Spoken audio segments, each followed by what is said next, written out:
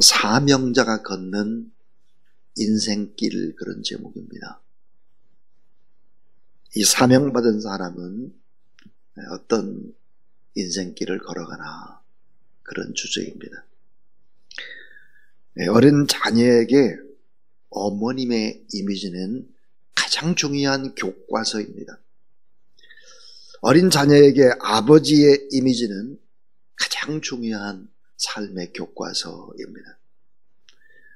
부모님의 가르침이나 훈계도 중요하지만 어머니, 아버님이 살아가면서 삶에 주는 이 삶의 메시지는 평생 자녀의 마음속에 새겨져서 지속적으로 내 삶을 어떻게 살아야 되는지를 영향을 끼치는 것입니다. 어머님의 삶의 발자취, 그 삶의 이미지, 아버지의 삶의 이미지입니다. 그래서 종종 교육학자들이 하는 얘기는 삶으로 가르친 것만 자녀에게 남습니다. 그런 얘기를 하곤 합니다. 어머님의 삶, 또 어머님의 이미지는 하나의 아이콘과 같습니다. 아이콘.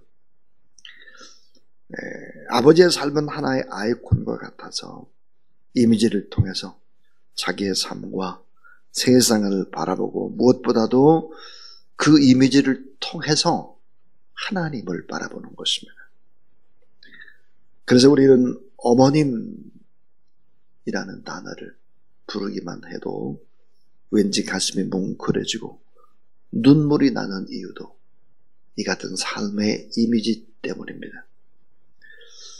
자, 부모가 어떤 이미지로 자녀의 가슴 속에 새겨질 것인가를 생각하면서 부모의 삶들을 하루하루 살아내야 하는 것입니다. 이 사도행전 20장, 이 사명자, 이 바울의 인생길, 그의 이미지는 과연 무엇일까? 전 사도행전 20장을 읽을 때마다 목회란 뭔가, 사명자는 어떻게 인생을 살아야 되나, 이 사도 바울의 목회의 이미지를 가슴에 새기곤 합니다. 특별히 난 목회를 어떻게 할 것인가, 나는 마지막 고별 설교를 어떻게 해야 되나, 바울의 고별 설교 속에서 또 그런 생각을 하게 되죠. 자, 오늘 이 말씀 속에서 몇 가지 아주 중요한 교훈들을 우리는 찾아볼 수 있습니다.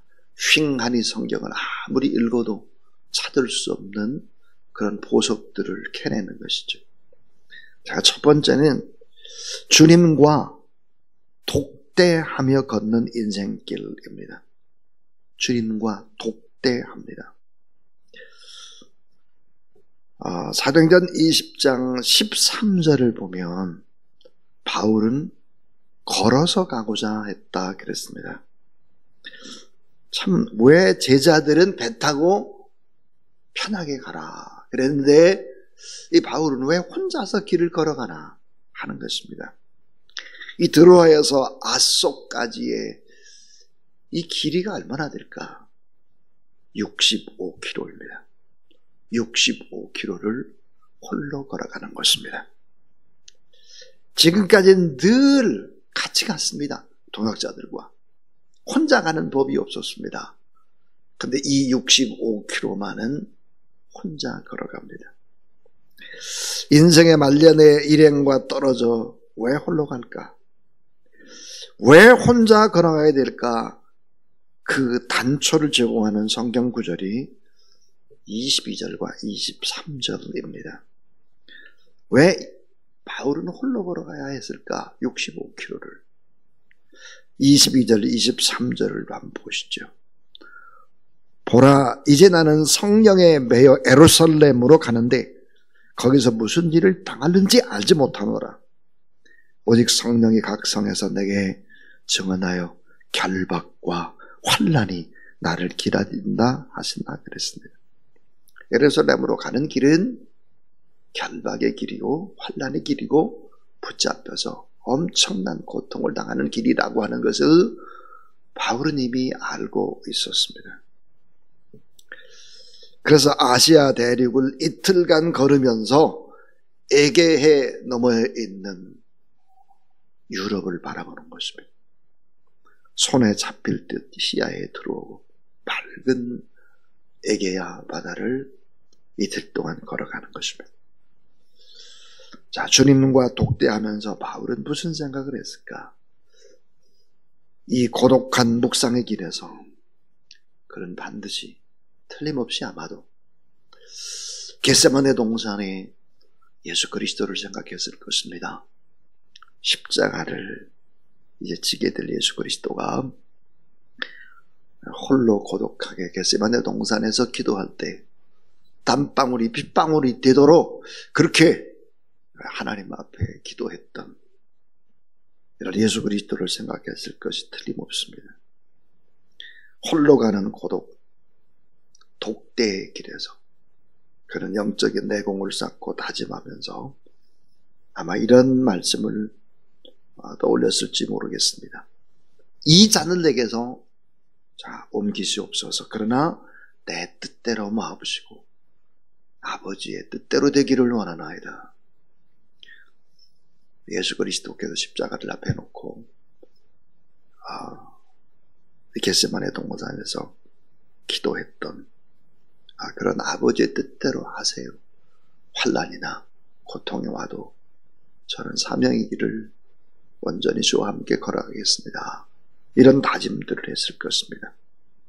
자, 여러분, 하나님과 독대하는 사람은 시간을 하루도 소비하지 않습니다. 하나님과 깊은 독대에서 하나님의 마음을 아는 사람은 허투루 시간을 낭비하는 법이 없죠. 왜냐하면 내 인생이 주님을 위한 삶의 길인 걸 알기 때문입니다. 이 사명자가 걷는 인생의 길, 주님과 독대하며 걷는 인생 길이다. 이게 첫 번째 얘기였고요. 두 번째는 복음과 사랑을 증거하기 위해서 빨리 걷는 인생길입니다. 자, 혼자 독대하면서 65km를 걸었어요. 그 다음에 이제 밀레도에 도착을 이제 하게 되는데 그때는 빨리 갑니다. 빨리 가자 그러죠. 16절 한번 보시면 16절 바울이 아시아에서 지체하지 않기 위하여 에베소를 지나 배 타고 가기로 작정하였으니 이는 될 수 있는 대로 오순절 안에 예루살렘에 이르고자 급히 가미르라 그랬습니다. 이 복음을 증거하기 위해서 사랑을 전달하기 위해서 빨리 가자, 결정되면 빨리 하자 하는 거죠. 자, 왜 급히 가야 했을까? 그것은 가난한 사람들, 감 때문에 먹을 것이 없는 사람들에게 구제금을 빨리 전달하기 위해서입니다. 빨리 가자. 구제금을 전달하기 위해서. 동시에 빨리 가는 이유는 뭘까? 복음을 증거하기 위해서. 왜? 오순절에 많은 사람들이 예루살렘에 모이기 때문에 그 많은 사람들이 모이는 곳에 빨리 가서 복음을 증거하기 위해서 가자 하는 거예요. 결단한 일이면 고난과 역경이 있어도 급하게 전진하자 하는 것입니다. 자, 오늘 이 세 번째 받을 수 있는 교훈은 뭘까? 사명자의 발자취는 삶으로서 온 인생의 이력서다 하는 것입니다. 사명자의 발자취는 삶으로서 온 인생의 이력서와 같습니다. 자, 18절 말씀에 이제 에베소에 있는 장로님들을 이제 청했습니다. 그래서 장로님들이 이제 왔죠. 그때 이제 18절을 보시면 한번 같이 읽죠. 18절. 자, 시작. 오매 그들에게 말하되 아사에 들어온 첫날부터 지금까지 내가 항상 여러분 가운데 어떻게 행하였는지를 여러분도 아는 바니 어떻게 행하였는지 여러분도 똑똑히 보았을 것입니다. 그랬습니다. 여러분도 아는 바니 근데 이제 31절 말씀, 내일 본문인데요. 내일 본문은 이렇게 되어 있습니다. 내가 3년 동안 밤낮 쉬지 않고 눈물로 각 사람을 훈계하던 것을 기억하라. 그랬습니다. 항상 여러분 가운데 내가 어떻게 행했는지 여러분도 안다. 3년 동안 내가 밤낮 쉬지 않고 눈물로 각 사람을 훈계했다. 자, 우리 각자의 삶은 눈에 보이는 이력서이자 보증서고 추천서와 같습니다. 종이에 쓰는 이력서가 아니라 주님 안에서 삶의 이력서가 우리에겐 있습니다. 삶이 이력서죠. 말하는 것이 이력서고 그의 삶의 행동 반경 자체가, 발자취 자체가 이력서가 되는 것이죠.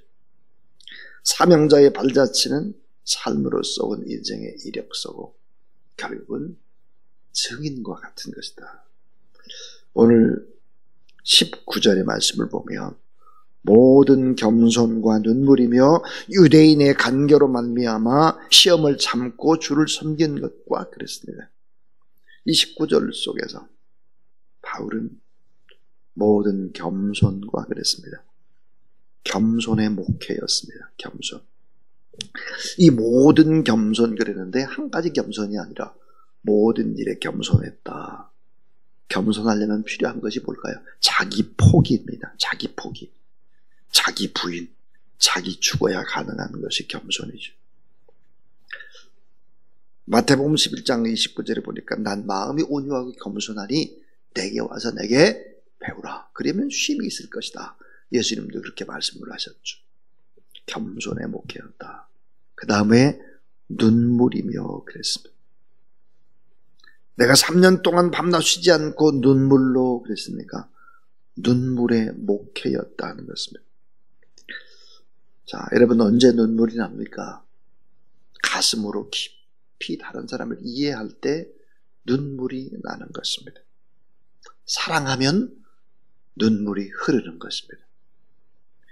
긍휼히 불쌍히 민망히 여기면 가슴에서 흘러나오는 눈물이 반드시 있습니다. 그래서 눈물의 목회였다.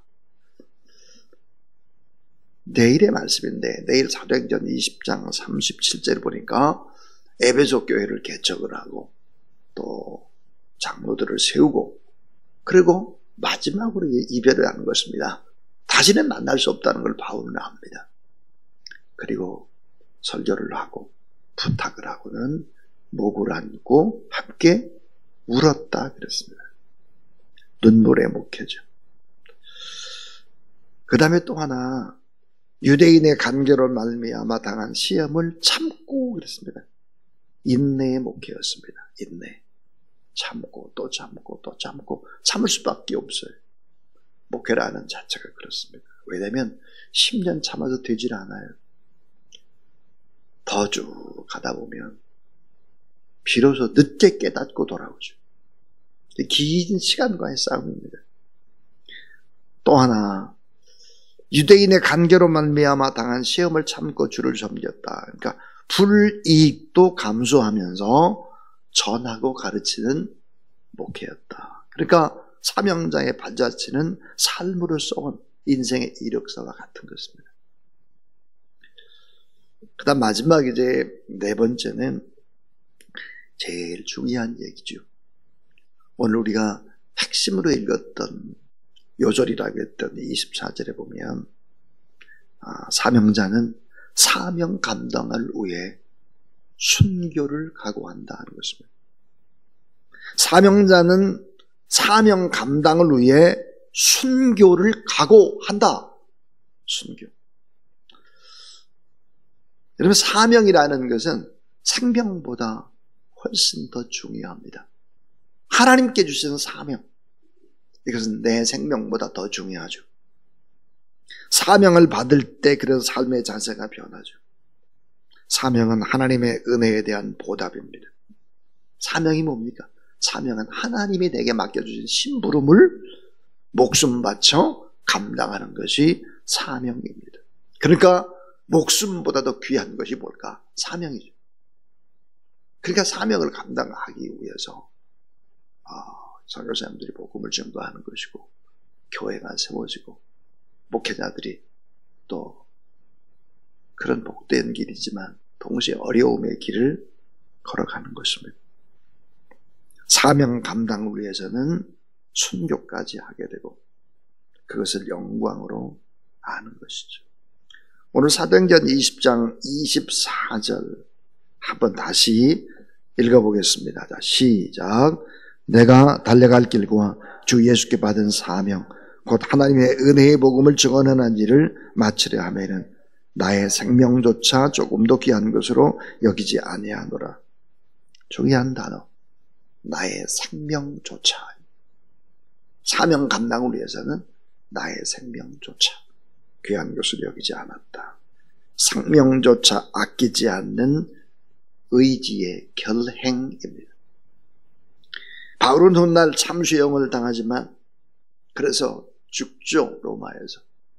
로마에 가서 결국은 죽게 되는데, 무한하시고 영원하신 하나님 안에 그는 죽은 것이 아니라 영원히 살아있습니다. 오늘 아침도 바울은 살아있죠. 바울의 걸음걸음을 어떻게 했다라고 하는 것을 제가 지금 증언하고 있습니다. 흔들림이 없이 사명에 집중하며 살아온 삶은 사라지지 않고 생생히 가슴으로 그렇게 전달이 되는 것입니다. 사도 바울은 복음 증거의 사명자, 복되게 그 길을 걸어갔습니다. 자, 오늘 저는 사명자가 걷는 인생길, 그런 제목으로 하나님의 말씀을 증언했습니다. 주님과 독대하며 걷는 인생길입니다. 내 주변에 사람들이 많이 있는 것 같아도 나와 하나님과 독대하면서 그 깊은 시간들을 걸어가며 결단하는 것입니다. 두 번째는 복음과 사랑을 전하기 위해서 빨리 걷는 인생길입니다. 복음을 전가하기 위해서 고통받는 사람들에게 구제금 빨리 전달하기 위해서 급히 가자 해서 예루살렘에 가면 잡히게 되고 죽을 고생을 하게 되고 재판을 받게 되고 뻔히 알면서 그 길로 가는 것이죠. 이 세 번째는 사명자의 발자취는 삶으로 쏘은 인생의 이력서와 같다 그랬습니다. 사명자는 사명 감당을 위해 순교를 각오한다. 그래서 그 길을 이제 후회 없이 걸어가는 것이죠. 제가 서론에 이런 얘기를 했습니다. 어머니의 삶, 아버지의 삶은 어떻게 될까? 자녀에게 큰 하나의 이미지가 되고 아이콘이 되는 것입니다. 인생의 이력서가 되는 거죠. 오늘 우리가 무슨 말을 할 것인가? 말은 허공으로 떠돌아다니는 것이 아니에요. 말은 가슴에 박히게 되는 것이죠. 누구한테? 내 가슴에 박힙니다. 내가 한 말은 먼저 내 가슴에 박혀요. 이 말은 위력을 발휘하기 시작을 합니다. 어떤 행동을 할까? 말을 할까? 이 어떤 사람을 만나서 어떤 위로를 할까? 사람은 강한 것 같으나 약합니다. 말 한마디 잘못된 얘기, 나쁜 얘기를 들으면 밤잠을 자지 못하고 그것 때문에 가슴을 치고 내 자신의 인생까지도 후회할 수 있는 것이 언어입니다. 오늘 우리의 삶, 또 하나의 이력서가 될 것입니다. 삶의 이력서. 오늘도 주님 생각하면서 이 거룩한 성전에서 복되게 기도함으로 하루를 시작하는 그런 여러분 되길 바라고, 우리 505장 찬양 드리겠습니다. 505장.